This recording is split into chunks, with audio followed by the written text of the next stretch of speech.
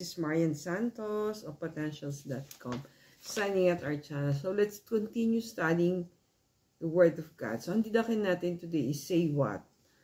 Yung Bible verse is from Mark 6 verse 6. He was annoyed in their lack of faith. So the one who wrote today's story is si Rona Ledesma. Sis Rona Ledesma.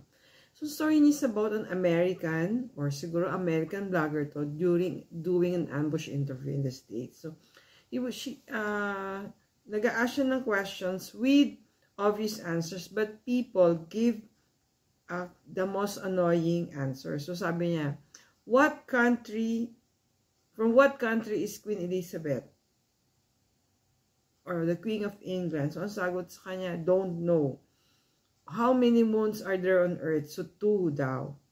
What country is the Great Wall of China? So yung answer, Japan. So there are obvious questions na alam na natin yung answer. It's on the word itself or on the question itself. But still, we give a different answer or malayo yung answer natin doon sa question. So sabi ni Sis Ronald, just like Jesus, diba?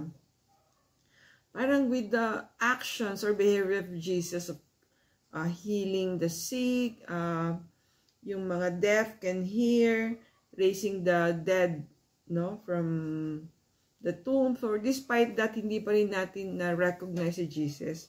How many times did he answers our prayers? Pero parang dead ma lang tayo, di ba? We do not mind, we do not appreciate. So, yun, the question is why, no? So yung reflection natin today is to start a gratitude journal where we can write one good thing that happened to us every day, no matter how insignificant it may be. So it will teach us to be grateful sa mga things that we receive on our daily lives, no matter ano ba yan, water or food that we eat, or a smile from a friend, or a praise from our boss, or